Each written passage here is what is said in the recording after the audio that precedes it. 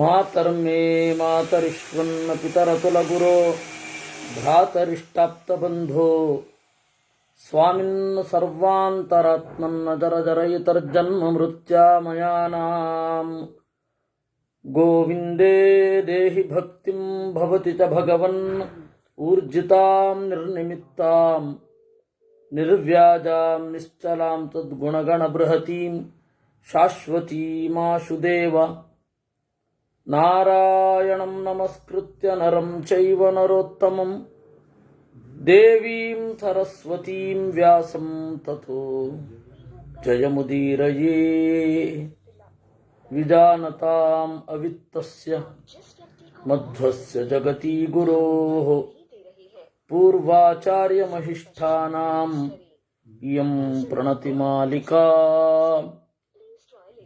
ಪೂರ್ಣಜ್ಞಾನಾಯ ವಿದ್ಮಹೇ ಪೂರ್ಣಾನಂದಾಯ ಧೀಮಹಿ ತನ್ನೋ ವ್ಯಾತ ಪ್ರಚೋದಯಾತ್.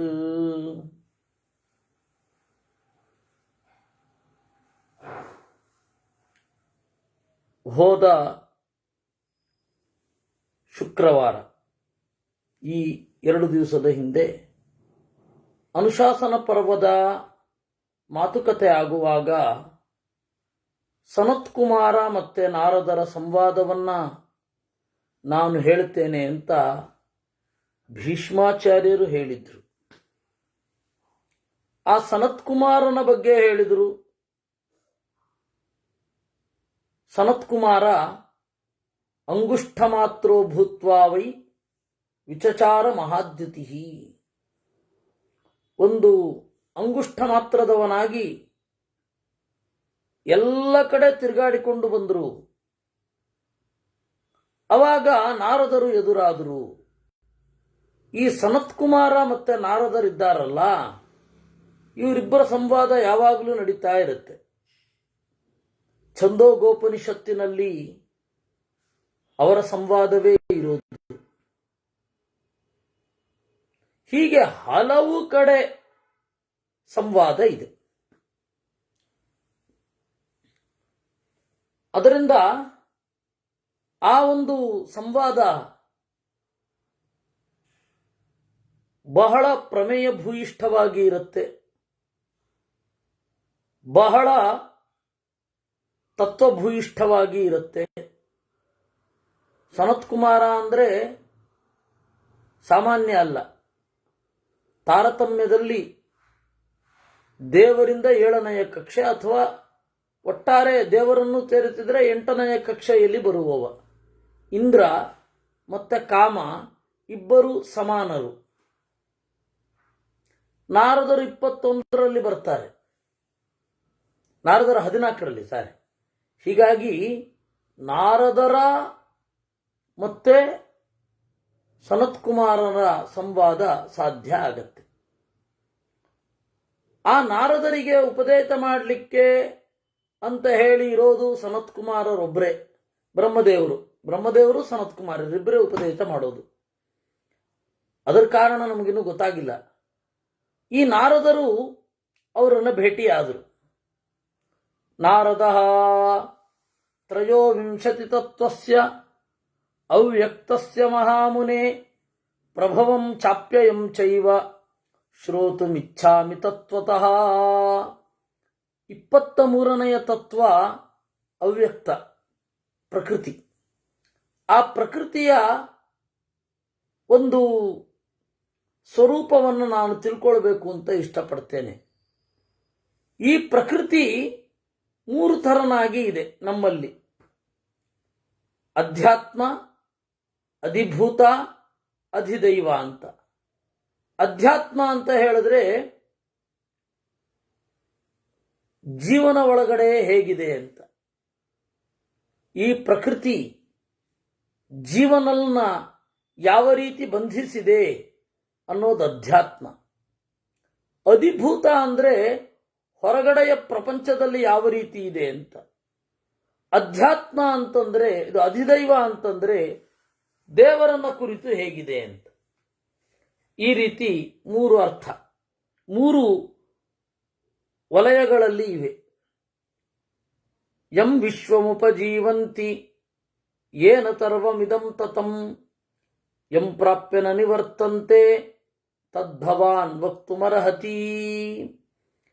ಇದರ ಬಗ್ಗೆ ಎಲ್ಲ ಹೇಳಬೇಕು. ಜಗತ್ತು ಯಾರನ್ನ ಕುರಿತು ಇದೆ, ಯಾರು ಇದನ್ನೆಲ್ಲವನ್ನೂ ವ್ಯಾಪಿಸಿದ್ದಾರೆ, ಎಲ್ಲವನ್ನ ಹೇಳು. ಅದಕ್ಕೆ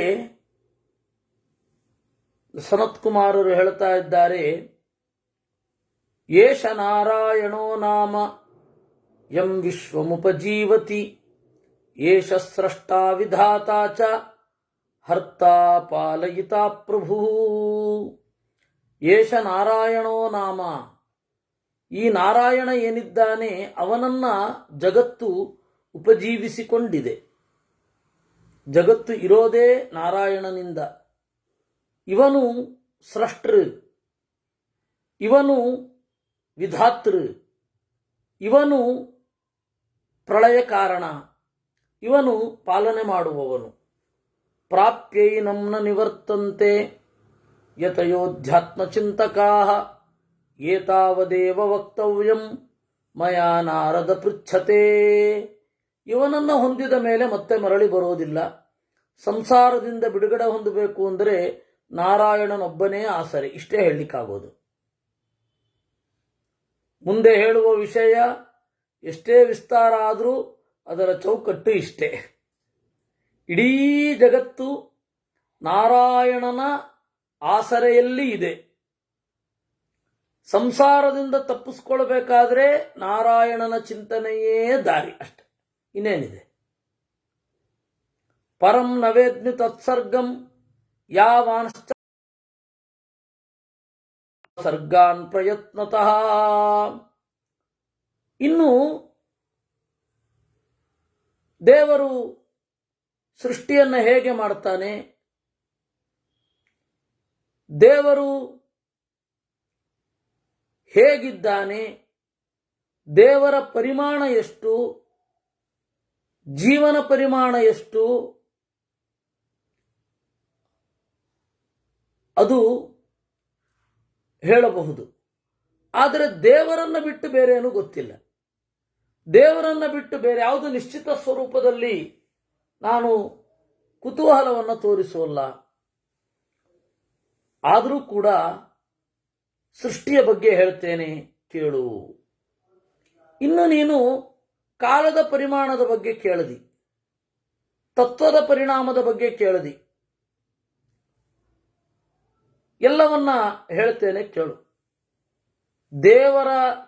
ದೇವರನ್ನ ಕೇಂದ್ರವಾಗಿಟ್ಟುಕೊಂಡು ಹೇಳ್ತೇನೆ. ಅಂದ್ರೆ ಇಲ್ಲಿ ಹೇಳ್ತಾ ಇರೋದೇನು ಗೊತ್ತಾ, ದೇವರು ಇದನ್ನೆಲ್ಲ ಮಾಡಿದ್ದಾನೆ ಅಂತ ಹೇಳಬಹುದು. ಇದು ಹೀಗಿದೆ, ಇದು ಇಷ್ಟೇ ಅಂತ ನಾನು ಹೇಳಲಿಕ್ಕಾಗಲ್ಲ. ದೇವರ ಕ್ರಿಯೆ ಹೀಗೇ ಇದೆ. ಯಾಕೆಂದ್ರೆ ಅವನು ನಾಳೆ ಬೇರೆ ಮಾಡಿದ್ರೆ, ಅಚಿಂತ್ಯದ್ಭುತವಾದ ಶಕ್ತಿ ಇದೆ, ಅವನು ಬದಲಾವಣೆ ಮಾಡ್ತಾನೆ. ಈ ಚೌಕಟ್ಟಿನ ಒಳಗಡೆನೆಯೇ ಕೆಲವೊಂದು ಬದಲಾವಣೆಗಳನ್ನು ತೋರಿಸ್ತಾನೆ. ಅದನ್ನು ಹೆಂಗೆ ಹೇಳಲಿ ನಾನು? ಅದರಿಂದ ದೇವರ ಬಗೆಗೆ ನಾನು ಹೇಳುತ್ತೇನೆ. ತಮಸ ಕುರ್ವತಃ ಸರ್ಗಂ ತಾಮಸೋ ಹ್ಯಭಿಧೀಯತೆ ಬ್ರಹ್ಮವದ್ಭಿರ್ನಿರ್ದ್ವಿಜೈರ್ನಿತ್ಯಂ ನಿತ್ಯಮಧ್ಯಾತ್ಮ ಚಿಂತಕೈ. ದೇವರನ್ನ ಏನಂತ ಹೇಳೋದಪ್ಪ?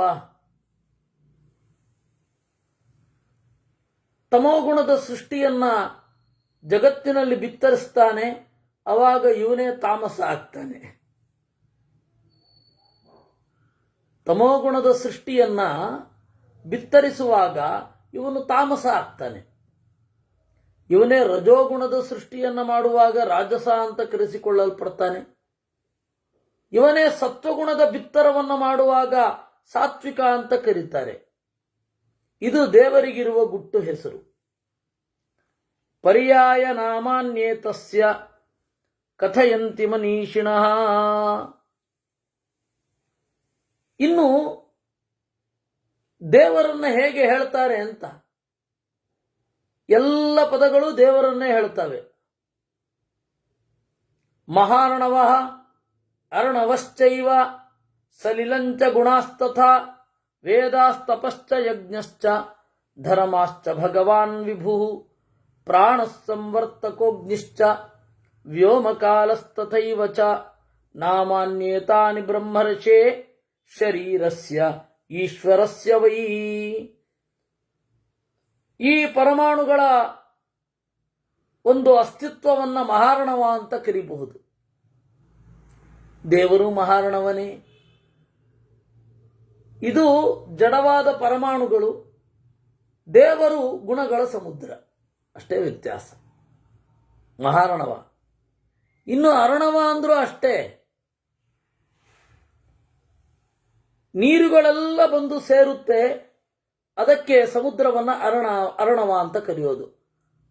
ಅರ್ಣಾಂಸಿ ಧೀಯತೆ ಅತ್ರ, ಅಥವಾ ಅರ್ಣಾಂಸಿ ವರ್ತಂತೆ ಅತ್ರ, ಏನ್ ಬೇಕಾದ್ರೆ ಇಟ್ಕೊಳ್ಳಿ. ನೀರುಗಳೆಲ್ಲ ಬಂದು ಸೇರುತ್ತವೆ, ಹೀಗಾಗಿ ಅರ್ಣವ ಅಂತ. ಹಾಗೆ ಪ್ರತಿಯೊಂದು ದಾರಿಯೂ ಕೂಡ ದೇವರನ್ನ ಸೇರ್ತದೆ. ಹೇಗೆ ಪ್ರತಿಯೊಂದು ದಾರಿ? ಗೃಹಸ್ಥರ ದಾರಿ,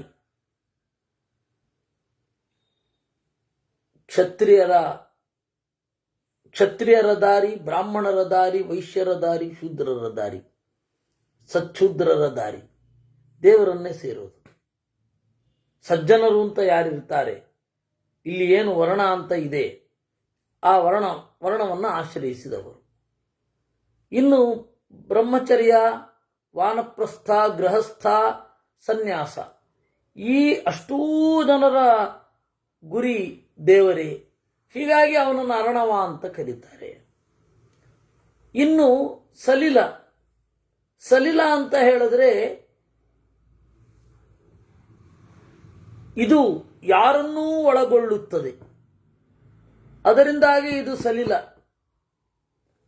ಹಾಗೆ ದೇವರು ಕೂಡ ಅತ್ಯಂತ ಲೀಲೆಯಿಂದ ಕೂಡಿ ಇರ್ತಾನೆ. ಸಲೀಲಃ ಏವ ಸಲಿಲಃ. ಇನ್ನು ಗುಣಾಹ, ಈ ಒಳ್ಳೆಯ ಗುಣಗಳು ಅಂತ ಏನಿದೆ, ಆ ಎಲ್ಲ ಗುಣಗಳನ್ನು ನಾವು ಲೋಕದಲ್ಲಿ ಪ್ರತ್ಯೇಕವಾಗಿ ಕಾಣುತ್ತೇವೆ. ಆ ಎಲ್ಲ ಗುಣವೇ ದೇವರಾಗಿಯೂ ಇದ್ದಾನೆ.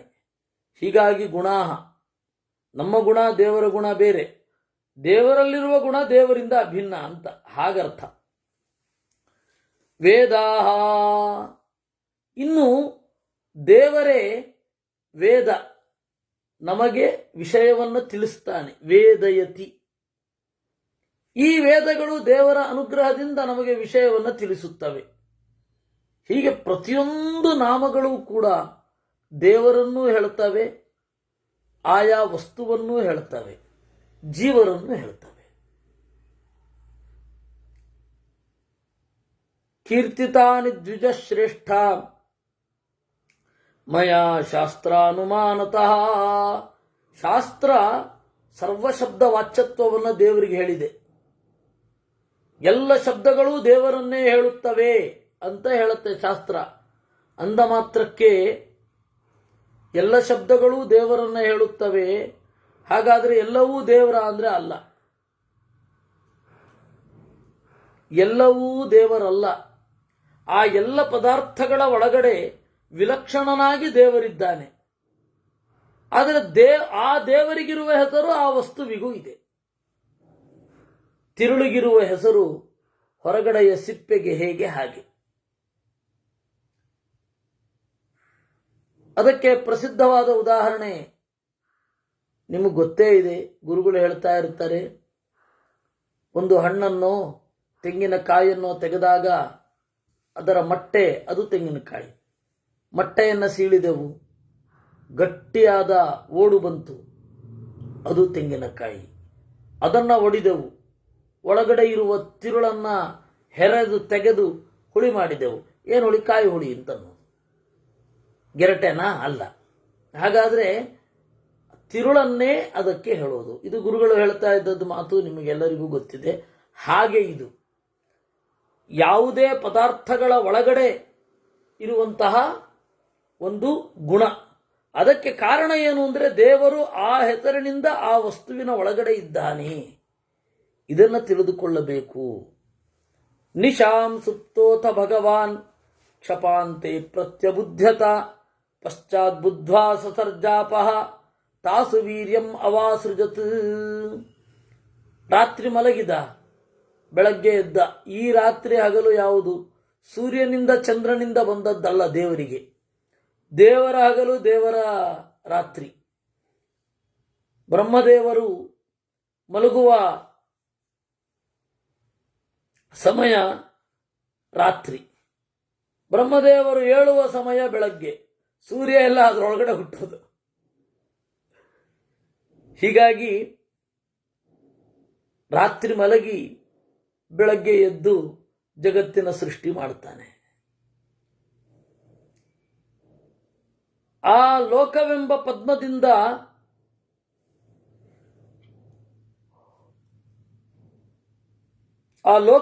ಪದ್ಮದಿಂದ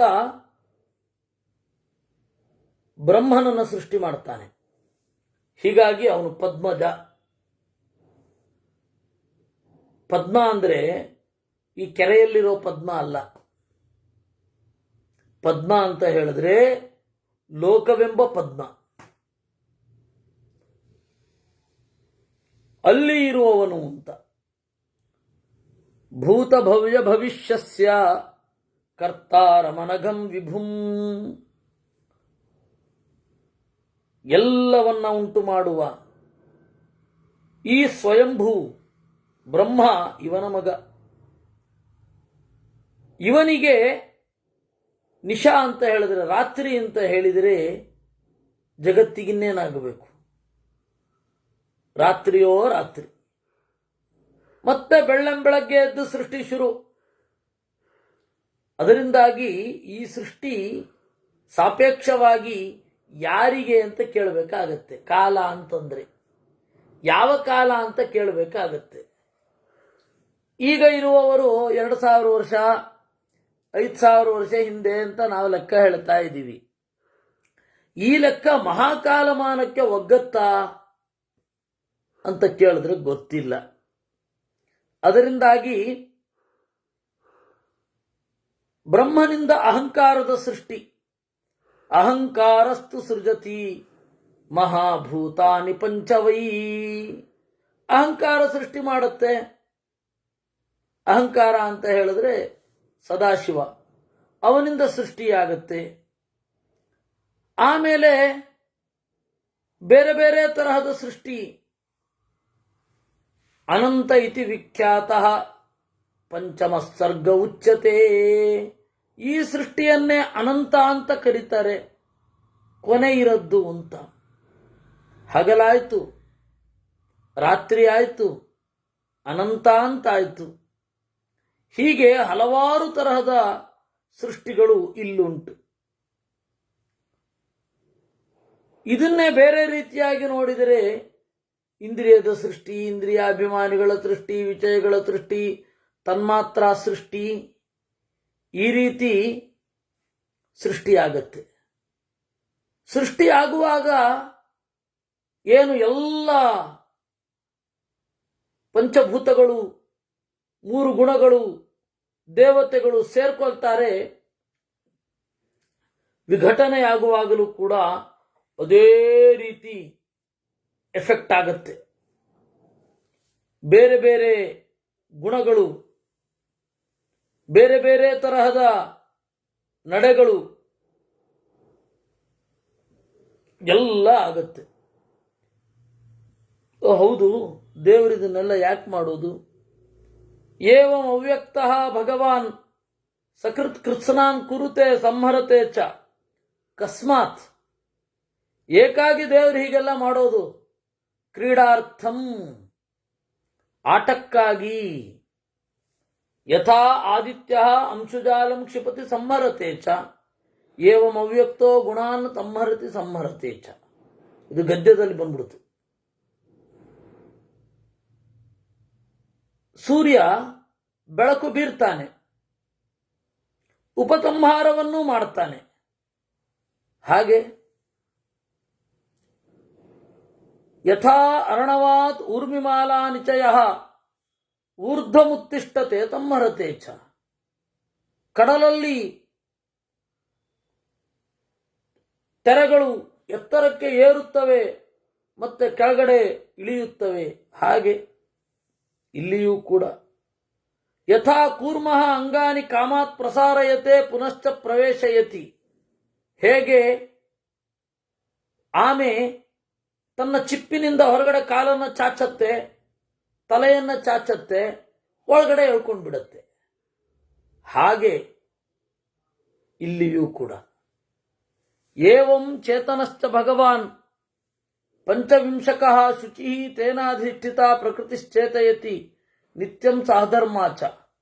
ಹೀಗೆ ಚೇತನನಾದ ಭಗವಂತ ಅವನ ಅಧಿಷ್ಠಾನಕ್ಕೆ ಒಳಗಾದ ಪ್ರಕೃತಿ ಸೃಷ್ಟಿ ಮಾಡುತ್ತೆ, ಸಂಹಾರವನ್ನು ಮಾಡುತ್ತೆ.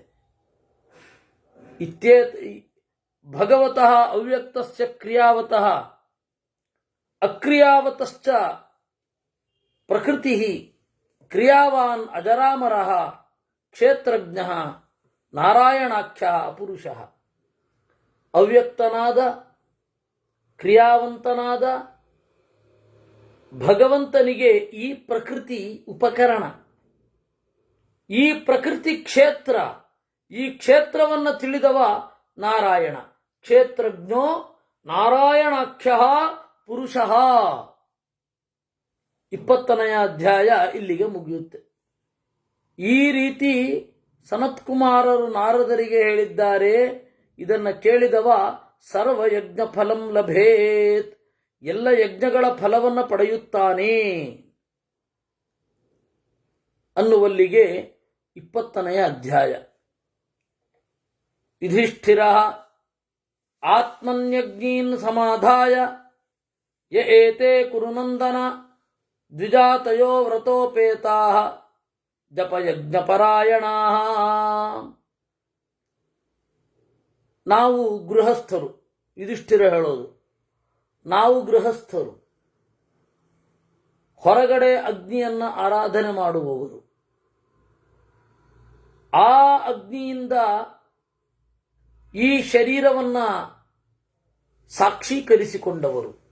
ಆ ಅಗ್ನಿ ಸಾಕ್ಷಿಕವಾಗಿ ಹುಟ್ಟೋದು, ಅಗ್ನಿ ಸಾಕ್ಷಿಕವಾಗಿ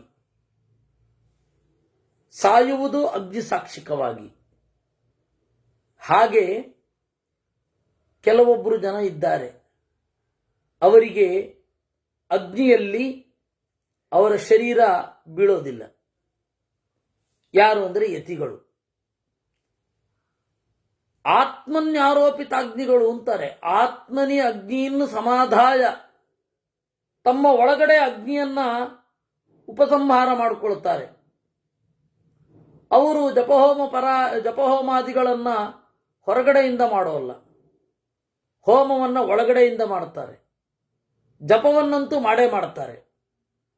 ಮಾನಸ ಯಜ್ಞ ಅಂತ ಅವರದನ್ನು ಕರೀತಾರೆ. ಅವರ ಗತಿ ಹೇಗೆ? ನಾವಿಲ್ಲಿ ದೇಹವನ್ನು ಅಗ್ನಿಯಲ್ಲೇ ತ್ಯಾಗ ಮಾಡಿ, ಅಗ್ನಿಯಲ್ಲಿಯೇ ದೇವರ ಆರಾಧನೆ ಮಾಡಿ ಬೇರೆ ಲೋಕಗಳನ್ನು ಹೊಂದುತ್ತೇವೆ, ಗೃಹಸ್ಥರ ಧರ್ಮ.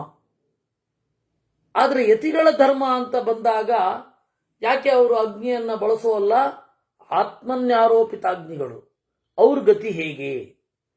ಅತ್ರ ತೇ ವರ್ತಯಿಷ್ಯಾಮಿ ಇತಿಹಾಸಂ ಪುರಾತನಂ ವೈಕುಂಠಸ್ಯ ಚ ಸಂವಾದಂ ಸುಪರ್ಣಸ್ಯ ಚ ಭಾರತ. ನೋಡು, ಈ ವಿಚಾರದಲ್ಲಿ ಗರುಡ ಹಾಗೂ ನಾರಾಯಣರ ಸಂವಾದವನ್ನೇ ಹೇಳಿಬಿಡುತ್ತೇನೆ ನಿನಗೆ.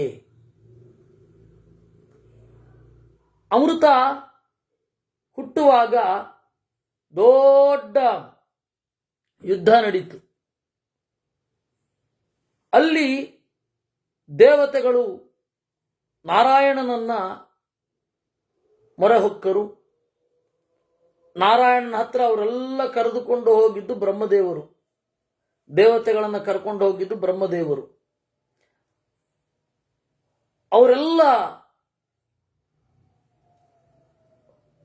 ಪೂಜೆ ಮಾಡಿದಾಗ ದೇವರು ಕಾಣಿಸಿಕೊಂಡ. ಬ್ರಹ್ಮದೇವರು ಸ್ತೋತ್ರ ಮಾಡಿದ್ರು. ತ್ವದ್ರೂಪ ಚಿಂತನಾನ್ನಾಂ ಸ್ಮರಣಾದರ್ಚನಾದಪಿ ತಪೋಯೋಗಾದಿಭಿಶ್ಚೈವ ಶ್ರೇಯೋ ಯಾಂತಿ ಮನೀಷಿಣಃ. ನಿನ್ನ ರೂಪದ ಚಿಂತನೆಯಿಂದ, ನಿನ್ನ ನಾಮಗಳ ಸ್ಮರಣೆಯಿಂದ, ನಿನ್ನನ್ನು ಪೂಜಿಸುವುದರಿಂದ, ತಪಸ್ಸು ಮೊದಲಾದವುಗಳನ್ನು ಮಾಡುವುದರಿಂದ ಶ್ರೇಯೋ ಯಾಂತಿ, ಶ್ರೇಯಸ್ಸನ್ನು ಪಡೆಯುತ್ತಾರೆ.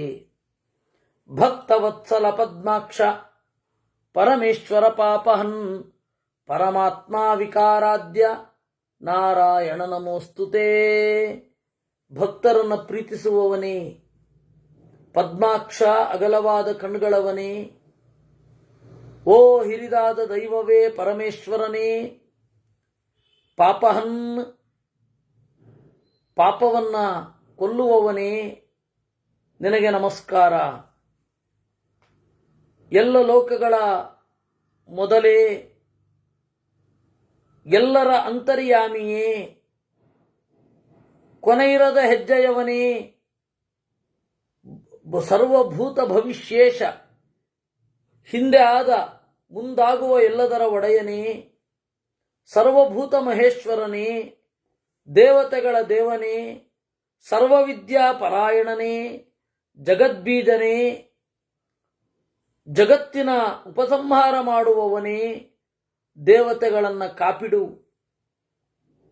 ದಾನವಾದ್ಯೈ ಸುಪೀಡಿತಾಹ, ದಾನವರಿಂದ ಪೀಡೆಗೊಳಗಾದವರು, ಲೋಕಗಳನ್ನು, ಲೋಕಪಾಲರನ್ನ, ಋಷಿಗಳನ್ನು ಕಾಪಾಡು. ವೇದಗಳು, ಉಪನಿಷತ್ತು, ಅಂಗಾಭಿಮಾನಿಗಳು, ಓಂಕಾರ, ವಷಟ್ಕಾರ ಎಲ್ಲವೂ ಕೂಡ ನಿನ್ನನ್ನೇ ಹೇಳುತ್ತವೆ. ಪವಿತ್ರಾಣಾಂ ಪವಿತ್ರಂಚ ಮಂಗಲಾನಾಂಚ ಮಂಗಲಂ ತಪಸ್ವಿನಾಂ ತಪಶ್ಚೈವ ದೈವತಂ ದೇವತಾಸ್ವಪಿ. ಪವಿತ್ರರಿಗೂ ಪವಿತ್ರ, ಮಂಗಳರಿಗೂ ಮಂಗಳ, ತಪಸ್ವಿಗಳ ತಪಸ್ಸಿನ ಮೂಲ, ದೇವತೆಗಳ ದೇವತೆ. ಹೀಗಿರುವ ನೀನು ಕಾಪಾಡು. ಇದು ಹೇಳ್ತಾ ಇರುವಾಗ ಈ ಪ್ರಶ್ನೆ ಯಾರಿಗೆ ಅನ್ವಯಿಸತ್ತೆ ಅಂತ ಒಂದು ಪ್ರಶ್ನೆ ಬಂತು. ಇದು ಕಡೆಗಾಲದಲ್ಲಿ ಅಗ್ನಿಯನ್ನ ಆತ್ಮ ಸಮಾರೋಪಣೆ ಮಾಡುವ ಎಲ್ಲರಿಗೂ ಇದು ಅನ್ವಯಿಸುತ್ತೆ. ಆದರೆ ಗೃಹಸ್ಥರ ಅಥವಾ ಬ್ರಹ್ಮಚಾರಿಗಳ ಶರೀರವನ್ನ ಅಗ್ನಿಗೆ ಅರ್ಪಣೆ ಮಾಡಲೇಬೇಕು. ಅವರು ಆತ್ಮನ್ಯಾರೋಪಿತಾಗ್ನಿಗಳಾದರೂ, ಇಲ್ಲಾಂದ್ರೆ ಕನ್ಫ್ಯೂಸ್ ಆಗತ್ತೆ, ಸನ್ಯಾಸಿಗಳೋ ಇವರು ಅಂತ ನಂತರದ ದಿನಗಳಲ್ಲಿ ನೋಡಬೇಕಲ್ವಾ. ಹೀಗಾಗಿ ಆತ್ಮಾರೋಪಿತಾಗ್ನಿಗಳು ಅಂತ ಇಲ್ಲಿ ಈ ಕೇಳ್ತಾ ಇರೋ ಉದ್ದೇಶ ನಿಧಾನವಾಗಿ ನಿಮಗೆ ಗೊತ್ತಾಗುತ್ತೆ. ವೇದ ಯಜ್ಞದಲ್ಲಿ ತಾತ್ಪರ್ಯವನ್ನು ಹೊಂದಿದೆ. ವೇದ ಇರೋದು ಯಾಕೆ? ಯಜ್ಞ ಮಾಡಲಿಕ್ಕೆ.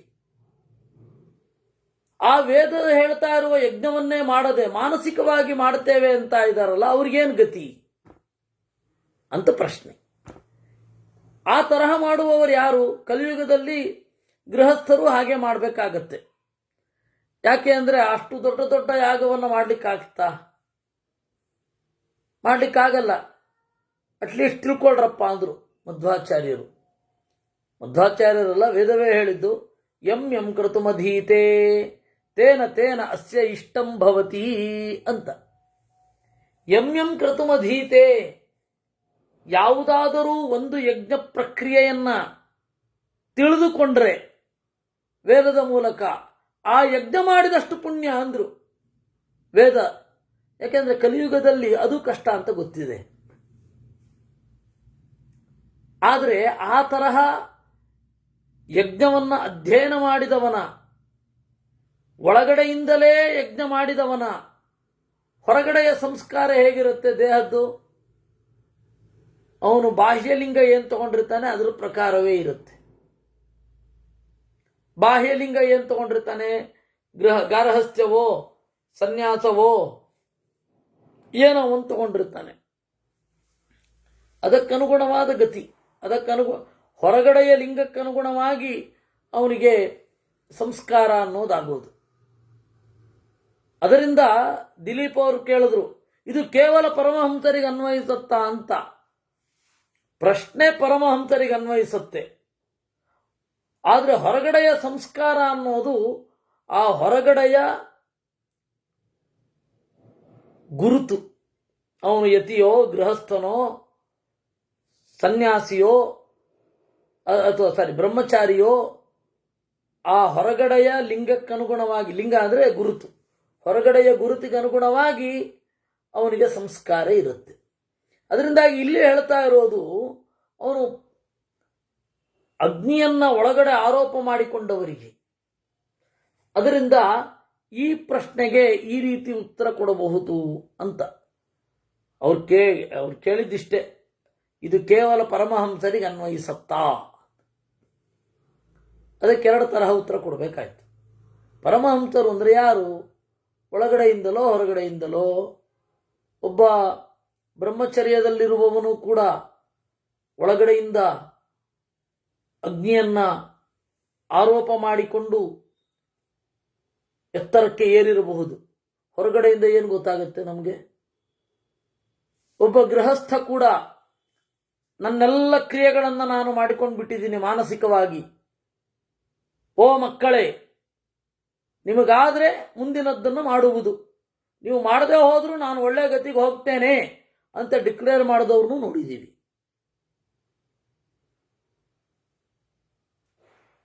ಹೀಗಾಗಿ ಒಳಗಡೆಯಿಂದಲೋ ಹೊರಗಡೆಯಿಂದಲೋ ಅಂತ ಪ್ರಶ್ನೆ ಅಷ್ಟೇ.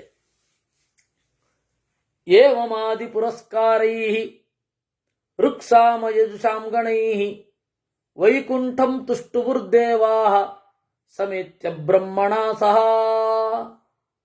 ಅವಾಗ ದೇವತೆಗಳು ಕೂಡ ಬ್ರಹ್ಮದೇವರ ಮಾರ್ಗದರ್ಶನದಂತೆ ಋಗ್ವೇದದಿಂದ, ಯಜುರ್ವೇದದಿಂದ, ಸಾಮವೇದದಿಂದ ದೇವರನ್ನು ಸ್ತೋತ್ರ ಮಾಡಿದರು. ತತೋಂತರಿಕ್ಷೇ ವಾಗಾಸೀತ್ ಮೇಘ ಗಂಭೀರ ನಿಸ್ವನ ಜೇಷ್ಯಧ್ವಂ ದಾನವಾನ್ಯೂಯಂ ಮಯೈವ ಸಹ ಸಂಗರೇ. ಆಗ ಅಂತರಿಕ್ಷದಲ್ಲಿ ಮಾತು ಮೊಳಗಿತು. ಅಶರೀರವಾಣಿ ಅಂತಾರಲ್ಲ, ಎಲ್ಲರಿಗೂ ಕೇಳಿತು. ನಿಮ್ಮ ಜೊತೆಗೂಡಿ ನಾನು ದೇವತೆಗಳನ್ನು ಗೆಲ್ತೇನೆ, ದೈತ್ಯರನ್ನ ಗೆಲ್ತೇನೆ ಅಂದ ದೇವರು. ಹಾಗೆ ಮಾತು ಮುಗಿತಾ ಇದ್ದ ಹಾಗೆ ಪ್ರಾದುರಾತೀನ್ ಮಹಾತೇಜಾ ಶಂಖಚಕ್ರ ಗದಾಧರ, ಶಂಖ, ಚಕ್ರ, ಗದೆ ಇವುಗಳನ್ನು ಧರಿಸಿದ ಒಂದು ರೂಪ ಹೊರಗಡೆ ಬಂತು.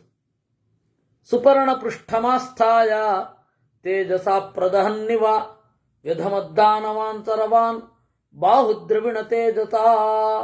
ಗರುಡನ ಹೆಗಲೇರಿ ಬಂದ, ಎಲ್ಲ ದಾನವರನ್ನು ಗೆದ್ದ.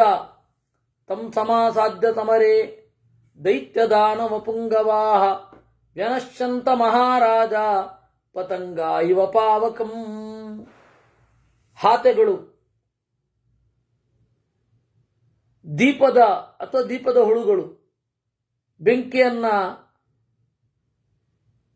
ಸಾರಿ, ಬೆಂಕಿಯ ಬಳಿ ಸಾರಿ ಬೆಂಕಿಯಲ್ಲಿ ಬಿದ್ದು ಸಾಯುವ ಹಾಗೆ ಇವರೆಲ್ಲರೂ ಕೂಡ ಸವಿಜಿತ್ವಾ ತುರಾಂತರವಾನ್ ದಾನವಾಂಶ್ಚ ಮಹಾಮತಿ ಪಶ್ಯತಾಮೇವ ದೇವಾನಾಂ ತತ್ರೈವಾಂತರಧೀಯತಾ. ಹೀಗೆ ಎಲ್ಲರನ್ನ ಗೆದ್ದ ದೇವರು ಕಣ್ಮರೆಯಾದ. ದೇವತೆಗಳ ಕಾರ್ಯ ಏನಿದೆ, ದೈತ್ಯರನ್ನು ಸೋಲಿಸೋದು, ಅದನ್ನು ಮುಗಿಸಿದ, ಕಣ್ಮರೆಯಾದ. ತಂ ದೃಷ್ಟ್ವಾಂತರಹಿತಂ ದೇವಂ ವಿಷ್ಣುಂ ದೇವಾಮಿತದ್ಯುತಿಂ ವಿಸ್ಮಯೋತ್ಫುಲ್ಲನಯನ ಬ್ರಹ್ಮಾಣಮಿದಮಬ್ರುವನ್. ಆಗ ವಿಸ್ಮಯೋತ್ಫುಲ್ಲನಯನಾಹ, ದೇವರು ಕಣ್ಮರೆಯಾಗಿದ್ದನ್ನು ಕಂಡು ದೇವತೆಗಳು ಅಚ್ಚರಿಯಿಂದ ಕಣ್ಣರಳಿಸಿ ಬ್ರಹ್ಮನಿಗೆ ಹೇಳಿದರು, ಭಗವಂತರ್ವಲೋಕೇಶ ಸರ್ವಲೋಕ ಪಿತಾಮಹ ಇದಮತ್ಯದ್ಭುತಂ ವೃತ್ತಂ ತನ್ನ ಶಂಸಿತುಮರ್ಹಸಿ. ಓ ಪೂಜ್ಯನೇ, ಎಲ್ಲ ಲೋಕದ ಪಿತಾಮಹನೇ, ಬ್ರಹ್ಮನೇ, ಇದೊಂದು ಅದ್ಭುತವಾದ ನಡೆ. ಈ ದೇವಾಸುರ ಸಂಗ್ರಾಮದಲ್ಲಿ ನಾವು ದೇವರಿಂದ ರಕ್ಷಿತರಾದೆವು. ಆ ದೇವರನ್ನು ಇನ್ನಷ್ಟು ತಿಳಿಬೇಕು ಅಂತ ಇದ್ದೇವೆ. ಕೋಯಮಸ್ಮಾನ್ ಪರಿತ್ರಾಯ ತೂಷ್ಣೀಮೇವ ಯಥಾಗತಂ ಪ್ರತಿಪ್ರಯಾತೋ ದಿವ್ಯಾತ್ಮ ತ್ವನ್ನ ಶಂಸಿತುಮರ್ಹಸಿ. ಯಾರಿವನು ನಮ್ಮನ್ನು ರಕ್ಷಿಸಿ ಕಣ್ಮರೆಯಾದ, ನಮಗೆ ಹೇಳಬೇಕು. ಆಗ ಬ್ರಹ್ಮದೇವರು ಹೇಳಲಿಕ್ಕೆ ಶುರು ಮಾಡಿದ್ರಂತೆ, ನಹ್ಯೇನಂ ವೇದ ತತ್ವೇನ ಭುವನಂ ಭುವನೇಶ್ವರ ಸಂಖ್ಯಾತುಂ ನೈವ ಚಾತ್ಮಾನಂ ನಿರ್ಗುಣಂ ಗುಣಿನಾಂ ವರಂ. ಯಾರೂ ತಿಳಿದಿಲ್ಲಪ್ಪ ಇವನನ್ನ, ಸ್ಪಷ್ಟವಾಗಿ ಯಾರೂ ತಿಳಿದಿಲ್ಲ. ನಿರ್ಗುಣ, ಗುಣಿಗಳಲ್ಲಿ ಮಿಗಿಲು. ಅತ್ರ ವೋ ವರ್ತಯಿಷ್ಯಾಮಿ ಇತಿಹಾಸಂ ಪುರಾತನಂ ಸುಪರ್ಣಸ್ಯ ಚ ಸಂವಾದಂ ಋಷೀಣಾಂ ಚಾಪಿ ದೇವತಾ. ಈ ವಿಚಾರದಲ್ಲಿ ನಿಮಗೊಂದು ಇತಿಹಾಸವನ್ನೇ ಹೇಳಬಲ್ಲೆ. ಗರುಡನ ಮತ್ತು ಋಷಿಗಳ ಸಂವಾದ. ಹಿಂದೆ ಬ್ರಹ್ಮರ್ಷಿಗಳು ಹಿಮವತ್ ಪರ್ವತದ ತಪ್ಪಲಲ್ಲಿ ಬೇರೆ ಬೇರೆ ತರಹದ ಚರ್ಚೆಗಳನ್ನು ಮಾಡಿದ್ರು. ಆಗ ಚರ್ಚೆ ಮಾಡ್ತಾ ಇದ್ದಾಗ ಗರುಡ ಅವರ ನಡುವೆ ಮೂಡಿ ಬಂದ. ಸತಾನ್ ಋಷೀನ್ ಸಮಾಸಾದ್ಯ ವಿನಯಾವನತಾನನಃ ಅವತೀರ್ಯ ಮಹಾವೀರ್ಯ ತಾನ್ ಋಷೀನ್ ಅಭಿಜಗ್ಮಿವಾನ್. ಎಲ್ಲರೂ ನೋಡ್ತಾ ಇರಬೇಕಾದ್ರೆ ಮೂಡಿ ಋಷಿಗಳ ಬಳಿ ಬಂದ. ಋಷಿಗಳೆಲ್ಲ ಸ್ವಾಗತ ಮಾಡಿದ್ರು. ಅವರ ಸ್ವಾಗತದಿಂದ ಸಂತೃಪ್ತನಾಗಿ ಉಪಾವಿಶತ ತೇಜಸ್ವಿ ಭೂಮೌ ವೇಗವತಾಂಬರ, ಭೂಮಿಯಲ್ಲಿ ಕುಳಿತ. ಹಾಗೆ ಕುಳಿತಾಗ ಋಷಿಗಳೆಲ್ಲ ಕೇಳಿದರು, ಕೌತೂಹಲಂ ವೈನತೇಯ ಪರನ್ನೋ ಹೃದಿ ವರ್ತತೆ ತಸ್ಯ ನಾನ್ಯೋಸ್ತಿ ವಕ್ತೇಯ ತ್ವಾಮೃತೆ ಪನ್ನಗಾಚನ. ಓ ವಿನತೆಯ ಮಗನೇ, ನಮಗೊಂದು ಕುತೂಹಲ ಇದೆ, ನೀನೇ ಅದನ್ನು ಪರಿಹಾರ ಮಾಡಬೇಕು. ಏನು ಹೇಳಿ ಇಂದ. ನಮಸ್ಕೃತ್ವಾಹ್ಯನಂತಾಯ ತತಸ್ಥೇ ಹೃದಿ ಸತ್ತಮಾಹ ಪ್ರಷ್ಟುಂ ಪ್ರಚಕ್ರಮುಸ್ತತ್ರ ವೈನತೇಯಂ ಮಹಾಬಲಂ. ಆ ಎಲ್ಲ ಋಷಿಗಳು ಕೂಡ ಹೃದಯದಿಂದ ದೇವರಿಗೆ ನಮಸ್ಕಾರ ಮಾಡಿ ಗರುಡನನ್ನು ಕೇಳಿದರು. ದೇವದೇವಂ ಮಹಾತ್ಮಾನಂ ನಾರಾಯಣಮನಾಮಯಂ ಭವಾನುಪಾಸ್ತೆ ವರದಂ ಕುತೋಸೌ ಕಶ್ಚ ತತ್ವತಃ. ಓ ಗರುಡನೇ, ನೀನು ಯಾವಾಗಲೂ ಅವನನ್ನು ಹೊತ್ಕೊಂಡು ತಿರುಗ್ತಾ ಇರ್ತಿ. ನಿನಗೆ ದೇವರ ಪರಿಚಯ ಇರುತ್ತೆ, ದೇವರ ಬಗ್ಗೆ ಹೇಳಯ್ಯ ಅಂದ್ರು. ಪ್ರಕೃತಿರ್ ವಿಕೃತಿರ್ ವಾಸ್ಯ ಕೀದೃಶಿ ಕ್ವನು ಸಂಸ್ಥಿತಿ ಏತದ್ಭವಂತಂ ಪೃಚ್ಛಾಮೋ ದೇವೋಯಂ ಕೃತಾಲಯ. ದೇವರ ಸ್ಥಿತಿ ಹೇಗೆ, ಪ್ರಕೃತಿಯೋ ವಿಕೃತಿಯೋ, ಯಾವ ಥರದ್ದು? ದೇವರ ಮನೆಯಲ್ಲಿ ಎಲ್ಲಿದ್ದಾನೆ? ಏಷ ಭಕ್ತ ಪ್ರಿಯೋ ದೇವ ಪ್ರಿಯಭಕ್ತಸ್ತಥೈವ ಚ ತ್ವಂ ಪ್ರಿಯಶ್ಚಾಸ್ಯ ಭಕ್ತಶ್ಚ ನಾಣ್ಯ ಕಾಶ್ಚಪ ವಿದ್ಯತೆ. ದೇವರು ಭಕ್ತ ಪ್ರಿಯ, ಭಕ್ತರು ದೇವರನ್ನು ಪ್ರೀತಿಸುತ್ತಾರೆ. ನೀನು ಇವರೆಲ್ಲರನ್ನ ದೇವರ ಪ್ರಿಯನೂ ಹೌದು, ಭಕ್ತನೂ ಹೌದು, ಅವನ ಜೊತೆಗೇ ಇರ್ತೀಯ. ಅದರಿಂದಾಗಿ ನೀನು ಅಧಿಕೃತ. ಭಕ್ತನಾಗಿಲ್ಲದೆ ಹೋದರೆ ಹತ್ತಿರ ಇದ್ರೂ ಗೊತ್ತಾಗಲ್ಲ. ನೀನು ಭಕ್ತನೂ ಹೌದು, ಭಕ್ತನಾಗಿದ್ದಿ, ದೂರ ಇದ್ದಾನೆ ಅಂದರೆ ಪೂರ್ತಿ ತಿಳಿದಿರಲ್ಲ, ನೀನು ಹತ್ತಿರನೂ ಇರ್ತಿ. ಅದರಿಂದಾಗಿ ನೀನು ಹೇಳೋದು ಅಧಿಕೃತ, ಅಥೆಂಟಿಕ್. ಆದ್ದರಿಂದ ನನಗೆ ಹೇಳಬೇಕು, ನಮಗೆಲ್ಲರಿಗೂ ಹೇಳಬೇಕು. ನಾವೆಲ್ಲ ಕುತೂಹಲಿಗಳು. ದೇವರನ್ನು ಹೊರತಾ ಇರುವವನು ನೀನು ದೇವರ ಬಗ್ಗೆ ಹೇಳಿದರೆ ಅಧಿಕೃತ ಹೇಳಬೇಕು. ವೇದೇಶ್ಚಪಿ ಚ ವಿಶ್ವಾತ್ಮ ಗೀಯತೆ ನ ಚ ವಿದ್ಮಹೆ ತತ್ವತಸ್ತತ್ವಭೂತಾತ್ಮ ವಿಭುರ್ನಿತ್ಯ ಸನಾತನಃ. ವೇದದಲ್ಲಿ ದೇವರ ಬಗ್ಗೆ ಹೇಳ್ತಾರೆ, ನಾವು ಕೇಳಿದ್ದೇವೆ. ಆದರೆ ಎದುರುಗಡೆ ಕಂಡವನು ಹೇಳಿದ್ರೆ ಇನ್ನೂ ಅಧಿಕೃತ. ನಾವು ವೇದವನ್ನು ತಿಳ್ಕೊಂಡಿದ್ದ ಹಾಗೇನಾ? ವೇದ ಪ್ರಾಮಾಣ್ಯದ ಬಗ್ಗೆ ಡೌಟ್ ಇಲ್ಲ ನಮಗೆ. ನಾವು ಏನು ತಿಳ್ಕೊಂಡಿದ್ದೀವಿ ಅನ್ನೋದ್ರ ಬಗ್ಗೆ ಡೌಟ್. ವೇದ ಇದೆ, ವೇದವನ್ನ ನೋಡಿ ನಮಗೇನು ಗೊತ್ತಾಗಿದೆ ಅದನ್ನ ನೀನು ಸರ್ಟಿಫೈ ಮಾಡಬೇಕು. ತಮಸ್ಸತ್ವಂ ರಜಶ್ಚೈವ. ಅದರಿಂದ ಈ ಸತ್ವರಜಸ್ತಮೋ ಗುಣಗಳು ಯಾರಿಂದ ಹುಟ್ಟಿತೋ, ಸತ್ವರಜಸ್ತಮೋ ಗುಣವುಳ್ಳ ಜೀವರು ಹೇಗಿರ್ತಾರೋ ಅದೆಲ್ಲವನ್ನ ಆ ತರಹ ಮಾಡಿದ ದೇವರ ಬಗ್ಗೆ ಹೇಳಬೇಕು. ಸುಪರ್ಣಃ ಸ್ಥೂಲತೋ ಯಸ್ತು ಭಗವಾನ್ ತೇನೈವ ಸ್ವೇನ ಹೇತುನಾ ತ್ರೈಲೋಕ್ಯಸ್ಯ ತು ರಕ್ಷಾರ್ಥಂ ದೃಶ್ಯತೆ ರೂಪಮಾಸ್ಥಿತಃ. ಆಗ ಗರುಡ ಹೇಳ್ತಾನೆ, ನೋಡಿ ಋಷಿಗಳೇ, ಸ್ಥೂಲವಾಗಿ ಹೇಳೋದಾದ್ರೆ ನೀವು ಯಾವ ದೇವರನ್ನ ಧ್ಯಾನ ಮಾಡ್ತೀರೋ ಆ ದೇವರು 3 ಲೋಕವನ್ನ ಕಾಯ್ತಾ ಇದ್ದಾನೆ. ಮಯಾತು ಮಹದಾಶ್ಚರ್ಯಂ ಪುರಾ ದೃಷ್ಟಂ ತನಾತನೇ ದೇವೇ ಶ್ರೀವತ್ಸ ನಿಲಯೇ ತಚ್ಛೃಣುಧ್ವಮಶೇಷತಃ. ನಾನು ಹೊರುವ ರೂಪ, ನೀವು ನೋಡುವ ರೂಪ ಎರಡು ಹಾಗೇ ಇದೆ. ನಾನು ಹೆಗಲ ಮೇಲೆ ಹೊರುವ ರೂಪ, ನೀವು ನೋಡುವ ರೂಪ ಒಂದೇ ರೀತಿ ಇದೆ. ಆದರೆ ಇನ್ನೂ ಸೂಕ್ಷ್ಮವಾದ ರೂಪ ನನಗೂ ಗೊತ್ತಿಲ್ಲ. ಇನ್ನೂ ಸೂಕ್ಷ್ಮವಾದ ರೂಪ ಇದೆ, ನನಗಿಂತ ಮೇಲವ್ರಿಗೆ ಗೊತ್ತಾಗುತ್ತೆ. ಮಯಾಮೃತಂ ದೇವತಾನಾಂ ಮಿಷತಾಂ ಋಷಿ ಸತ್ತಮಾಹ ಹೃತಂ ವಿಪಾಟ್ಯತಂ ಮಂತ್ರಂ ವಿದ್ರಾವ್ಯಾಮೃತ ರಕ್ಷಿಣಃ.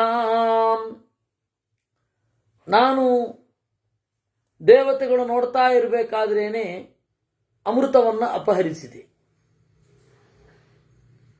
ನನ್ನ ಪರಾಕ್ರಮವನ್ನ ನೋಡಿ ಅಶರೀರವಾಣಿ ಆಯಿತು. ಪ್ರೀತೋಸ್ಮಿ ತೇ ವೈನತೇಯ ಕರ್ಮಣಾನೇನ ಸೂರತ ಅವೃಥಾ ತೇಸ್ತು ಮದ್ವಾಕ್ಯಂ ಬ್ರೂಹಿ ಕಿಂಕರವಾಣಿತೇ.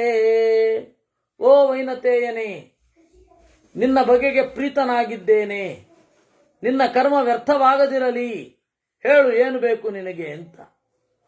ಆಗ ನನಗೆ ಕೇಳಿಸ್ತಾ ಇದೆ, ಕಾಣಿಸ್ತಾ ಇಲ್ಲ. ಗರುಡ ಹೇಳಿದ್ದು ಕೇಳಿಸ್ತಾ ಇದೆ, ಕಾಣಿಸ್ತಾ ಇಲ್ಲ. ನೀನು ಯಾರಪ್ಪ ಅಂತ ಕೇಳಿದೆ ನಾನು. ಪ್ರಕೃತಿಯೋ, ಪ್ರಕೃತಿಯಿಂದ ಉಂಟಾದ ವಿಕೃತಿಯೋ, ದೇವನೋ, ದಾನವನೋ, ಯಾರು? ನನಗೆ ನಕ್ಕ ಸದ್ದು ಕೇಳಿತು. ಕೇಳಂತುಂಡ?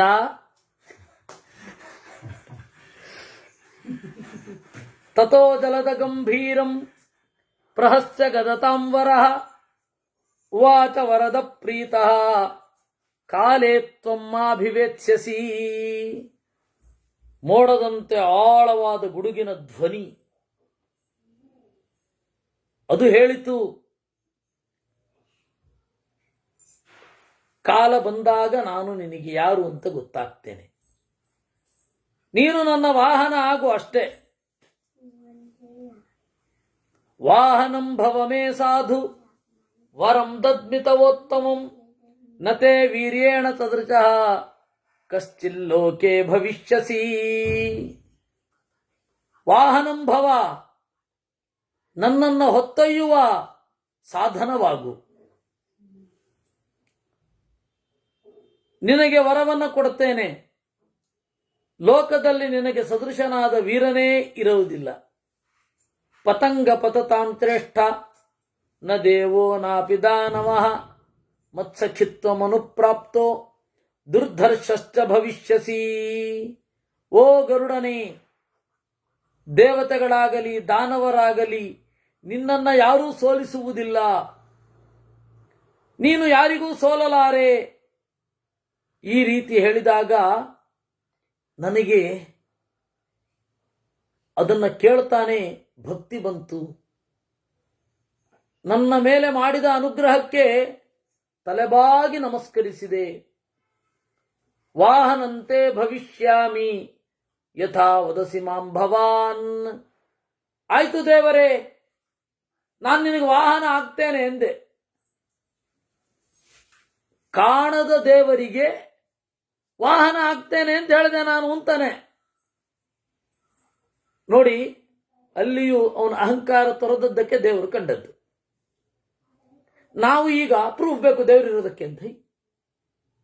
ಅದನ್ನು ತಿಳಿದುಕೊಳ್ಳಲಿಕ್ಕೆ ಬೇಕಾದ ಅರ್ಹತೆ, ಅದರ ಪ್ರಯತ್ನ, ಈ ಜಗತ್ತಿನಲ್ಲಿ ನಾವು ಏನು ಹೇಗಿರಬೇಕು ಅಂತ ದೇವರು ಹೇಳಿದನೋ ಹಾಗೆ ಕೇಳಿದ್ರೆ ಆಗತ್ತೆ.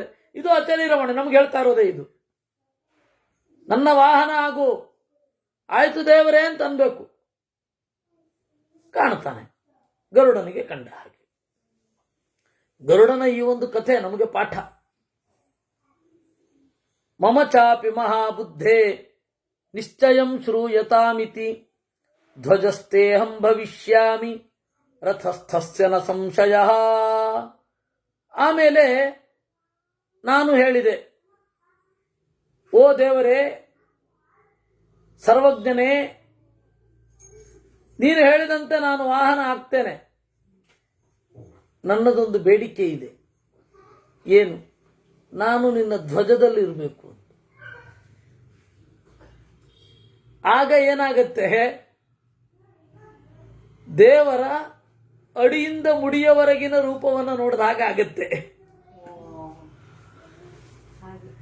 ತಥಾ ಸ್ಥಿತಿ ಸಮಾಮುಕ್ತ ಭೂಯ ಪ್ರಾಹ ಮಹಾಮನಾ ನತೆ ಗತಿ ವಿಘಾತೋದ್ಯ ಭವಿಷ್ಯತ್ಯಮೃತಂ ವಿನಾ. ಆಗ ಆ ಧ್ವನಿ ಹೇಳಿತು, ಆಯ್ತು, ನಿನಗೆ ಒಳಿತಾಗಲಿ. ನತೆ ಗತಿ ವಿಘಾತೋಸ್ತಿ, ನೀನು ಎಲ್ಲಿಗೆ ಬೇಕಾದರೂ ಹೋಗ್ತೀಯ. ನತೆ ಗತಿ ವಿಘಾತೋಸ್ತಿ ಭವಿಷ್ಯತ್ಯಮೃತಂ ವಿನ. ಮುಕ್ತ ಸ್ಥಾನಕ್ಕೆ ಮಾತ್ರ ಹೋಗೋಲ್ಲ, ಅದು ಬಿಟ್ಟು ಉಳಿದ ಎಲ್ಲಾ ಕಡೆ ನಿನಗೆ ಅಕ್ಸೆಸ್ ಇದೆ ಅಂತ ಹೇಳಿತು. ಈ ರೀತಿಯಾಗಿ ಏವಂ ಕೃತ್ವಾತು ಸಮಯಂ ದೇವದೇವ ಸನಾತನಃ ಮಾಮುಕ್ತ್ವಾ ಸಾಧಯಸ್ವೇತಿ ಯಥಾಭಿಪ್ರಾಯತೋ ಗತಃ. ಆಯ್ತು, ನಾನಿನ್ನು ಹೊರಡುತ್ತೇನೆ ಅಂತ ಆ ಮಾತು ಕಣ್ಮರೆಯಾಯಿತು. ಅದರ ಅಭಿಪ್ರಾಯ ನನಗೆ ಗೊತ್ತಾಯಿತು. ಮಾಮುಕ್ತ್ವಾ ಸಾಧಯಸ್ವೇತಿ,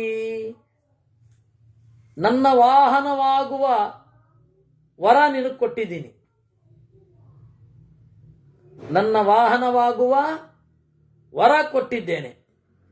ಆದರೆ ವಾಹನ ನೀನೇ ಆಗಬೇಕು. ಆಗಬೇಕು ಅಂದ್ರೆ ನನ್ನ ಸ್ವರೂಪ ಗೊತ್ತಾಗಬೇಕು. ಗೊತ್ತಾಗಬೇಕು ಅಂತಂದ್ರೆ ಜಿಜ್ಞಾಸೆ ಮಾಡಬೇಕು. ಜಿಜ್ಞಾಸೆ ಮಾಡಬೇಕು ಅಂತಂದ್ರೆ ಅದು ದೊಡ್ಡವರ ಹತ್ರನೇ ಆಗಬೇಕು. ಹೀಗೆ ಹೇಳಿಸಿ ನಮ್ಮ ತಂದೆಯ ಬಳಿಗೆ ಹೋದೆ ಅಂತ ಗರುಡ ಹೇಳ್ತಾನೆ. ತಂದೆಯ ಬಳಿಗೆ ಹೋಗಿ ದೇವರ ಬಗ್ಗೆ ಚರ್ಚೆ ಮಾಡುತ್ತಾನೆ. ಆ ಕಥೆ ನಾವು ಪ್ರಾಯ ಕೆಲವು ದಿವಸ ಬಿಟ್ಟು ನೋಡ್ತೇವೆ. ಯಾವತ್ತು ಶುರು ಆಗತ್ತೆ ಅವತ್ತು ನಾನು ಫೋನ್ ಮಾಡ್ತೇನೆ. ನಮ್ಮ ಮಂಜುನಾಥನೋ ಅಥವಾ ಬೇರೆ ಯಾರಾದರೂ ಇದನ್ನು ಹಾಕ್ತಾರೆ. ಅವತ್ತು ಮತ್ತೆ ಮುಂದುವರಿಸುವ. ನಾಳೆಯಿಂದ ಕೆಲವು ದಿವಸಗಳ ಕಾಲ ಹೃಷಿಕೇಶದಲ್ಲಿ ಇರ್ತೇನೆ. ಗುರುಗಳ ಗ್ರಂಥ ಸಂಪಾದನೆಯ ಬಗ್ಗೆ ಹೇಳಬೇಕು ಅಂತ. ಗುರುಗಳು ಏನು ಸರ್ವಮೂಲ ಎಡಿಟ್ ಮಾಡಿದರೆ 5 ಸಂಪುಟಗಳಲ್ಲಿ, ಅವರ ಎಡಿಟಿಂಗ್ನ ಸೊಬಗು ಅದನ್ನು ಹೇಳಬೇಕು ಅಂತ ಹೇಳಿ ನನಗೆ ದೈವ ಅವಕಾಶ ಕೊಟ್ಟಿದೆ. ಆದ್ದರಿಂದ ಯಾಕಂದರೆ ಎಲ್ಲ ನಿಮಿತ್ತ ಮಾತ್ರ ಕೊಟ್ಟಿರೋದು ದೈವ. ಆ ಥರ ಹೇಳಿದಾಗ ನಾವು ಹೋಗಲೇಬೇಕಾಗತ್ತೆ. ಯಾಕೆಂದರೆ ಗುರುಗಳಿರುವಾಗ ಗುರುಗಳಿಗೆ ನಮಸ್ಕರಿಸಿ ನಾನು ಹೇಳಿದ್ದೆ, ನನ್ನ ಕೊನೆ ಉಸಿರು ಇರೋ ತನಕ ನಿಮ್ಮ ಗ್ರಂಥಗಳ ಪಾಠವನ್ನು ನಾನು ಮಾಡ್ತೇನೆ ಅಂತ.